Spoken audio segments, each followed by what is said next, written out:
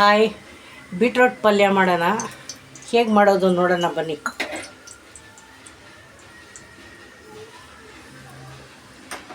ಎಣ್ಣೆ ಕಾದಿದೆ, ಸಾಸಿವೆ ಹಾಕ್ತೀನಿ.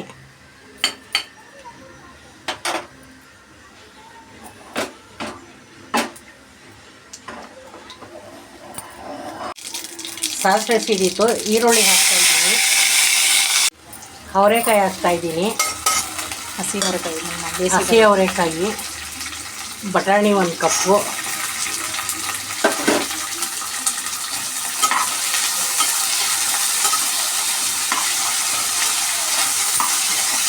ಈರುಳ್ಳಿ ಸ್ವಲ್ಪ ಚೆನ್ನಾಗಿ ಫ್ರೈ ಆದಮೇಲೆ ಹಾಕಬೇಕು ಬಟಾಣಿನೂ ಅವರೆಕಾಯಿ.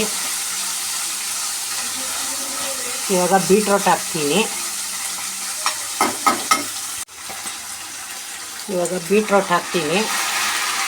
ಬೀಟ್ರೋಟ್ ಹಾಕಿ ಉಪ್ಪು ಹಾಕ್ಬಿಡ್ತೀನಿ. ಸ್ವಲ್ಪ ಚೆನ್ನಾಗಿ ಬೇಯಿದ್ಮೇಲೆ ಟೊಮೊಟೊ ಹಾಕೋಣ.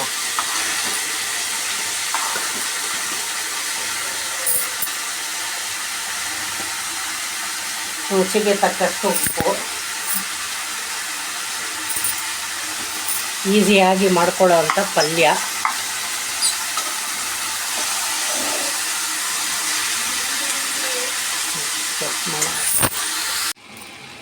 ಸ್ವಲ್ಪ ಅರಿಶಿಣದ ಪುಡಿ ಹಾಕಿದೆ.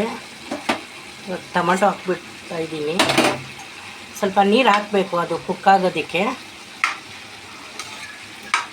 ಇದು ಚಿಲ್ಲಿ ಪೌಡ್ರ್ ಹಾಕ್ಬಿಡ್ತೀನಿ. ಕಂಪ್ಲೀಟಾಗಿ ಆದಮೇಲೆ ತೋರಿಸ್ತೀನಿ. ಮತ್ತೆ ಚಿಲ್ಲಿ ಪೌಡ್ರ್ ಹಾಕ್ತಾಯಿದ್ದೀನಿ. ನಿಮ್ಗೆ ಖಾರ ಎಷ್ಟು ಬೇಕೋ ಅಷ್ಟು ಹಾಕ್ಕೊಳ್ಳಿ. ನಾನು ಸ್ವಲ್ಪ ಹಾಕಿದ್ದೀನಿ.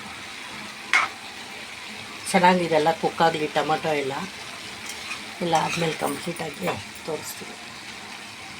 ನೋಡಿ, ಇಲ್ಲೆಲ್ಲ ಕಂಪ್ಲೀಟಾಗಿ ಪಲ್ಯ ಆಗಿದೆ. ಬೀಟ್ರೋಟ್ ಪಲ್ಯ, ಅವರೆಕಾಯಿ, ಬಟಾಣಿ ಎಲ್ಲ ಹಾಕಿ ನೀವು ಒಂದು ಸಲ ಮಾಡ್ಕೊಳ್ಳಿ. ನಾವು ರಸಮ್ ಮಾಡಿ ಇದಕ್ಕೆ ಮಾಡಿದ್ದೀವಿ. ಕಾಂಬಿನೇಷನು ತುಂಬ ಚೆನ್ನಾಗಿರ್ತೈತೆ. ನೀವು ಒಂದು ಸಲ ಟ್ರೈ ಮಾಡಿ. Healthy food.